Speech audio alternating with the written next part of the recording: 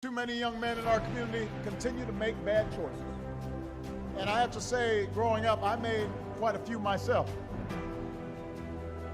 Sometimes I wrote off my own failings as just as another example of the world trying to keep a black man down. I had a tendency sometimes to make excuses for me not doing the right thing. But one of the things that all of you have learned over the last 4 years is there's no longer any room for excuses. Excuses are tools of the incompetent used to build bridges to nowhere and monuments of nothingness. Well, we've got no time for excuses. Not because the bitter legacy of slavery and segregation have vanished entirely, they have not. Not because racism and discrimination no longer exist. We know those are still out there. It's just that in today's hyper-connected, hyper-competitive world with millions of young people from China and India and Brazil, many of whom started with a whole lot less than all of you did, all of them entering the global workforce alongside you, nobody is going to give you anything that you have not earned. Nobody cares how tough your upbringing was. Nobody cares if you suffered some discrimination. And moreover, you have to remember that whatever you've gone through, it pales in comparison to the hardships previous generations endured, and they overcame them. And if they overcame them, you can overcome them too. Be sensitive to the sufferings and the injustices of society, and be willing to accept responsibility for correcting those ills. I will say, it portrays a poverty of ambition if all you think about is what goods you can buy instead of what good you can do.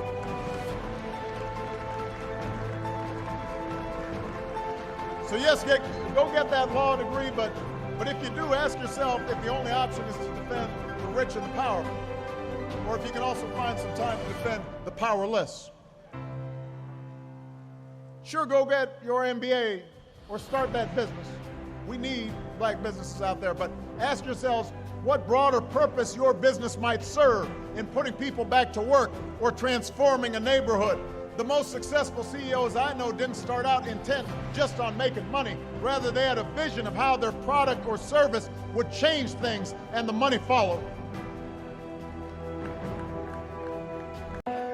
It doesn't matter how far you might rise. At some point, you are bound to stumble, because if you're constantly doing what we do, raising the bar, if you are constantly pushing yourself higher, higher, the law of averages, not to mention the myth of Icarus, predicts that you will at some point fall. And when you do, I want you to know this, remember this, there is no such thing as failure. Failure is just life trying to move us in another direction. Now, when you're down there in a hole, it looks like failure. So this past year, I had to spoon feed those words to myself. And when you're down in the hole, when that moment comes, it's really okay to feel bad for a little while. Give yourself time to mourn what you think you may have lost. But then, here's the key. Learn from every mistake, because every experience, encounter, and particularly your mistakes are there to teach you and force you into being more of who you are. And then figure out what is the next right move. And the key to life is to develop an internal, moral, emotional GPS that can tell you which way to go. But the challenge of life, I have found, is to build a resume that doesn't simply tell a story about what you want to be, but it's a story about who you want to be. It's a resume that doesn't just tell a story about what you want to accomplish, but why.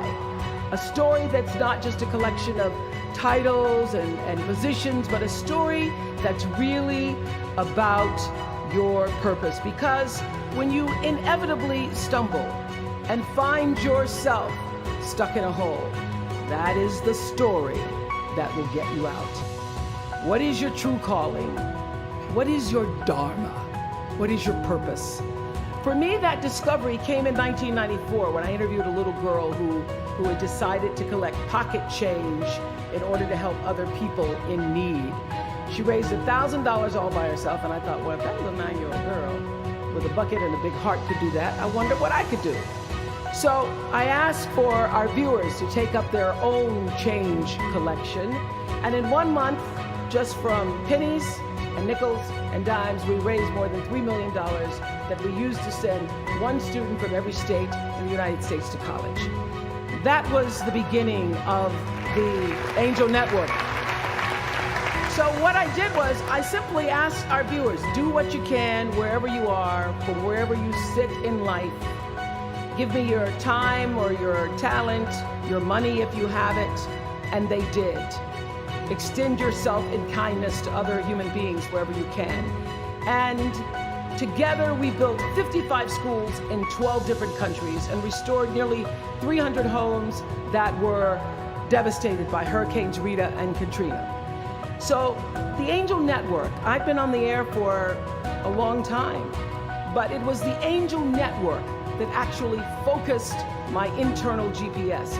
It helped me to decide that I wasn't just gonna be on TV every day, but that the goal of my shows, my interviews, my business, my philanthropy, all of it, whatever ventures I might pursue, would be to make clear that what unites us is ultimately far more redeeming and compelling than anything that separates me. Because what had become clear to me, and I want you to know, it isn't always clear in the beginning, because as I said, I've been on television since I was 19 years old. But around 94, I got really clear. So don't expect the clarity to come all at once, to know your purpose right away. But what became clear to me was that I was here on earth to use television and not be used by it, to use television to illuminate the transcendent power of our better angels. So this Angel Network, it didn't just change the lives of those who were helped, but the lives of those who also did the helping. It reminded us that no matter who we are, or what we look like, or what we may believe, it is both possible and, more importantly, it becomes powerful to come together in common purpose and common effort. I have to say that the single most important lesson I learned in 25 years talking every single day to people was that there's a common denominator in our human experience.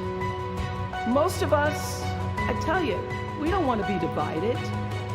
What we want, the common denominator that I found in every single interview, is we want to be validated. We want to be understood.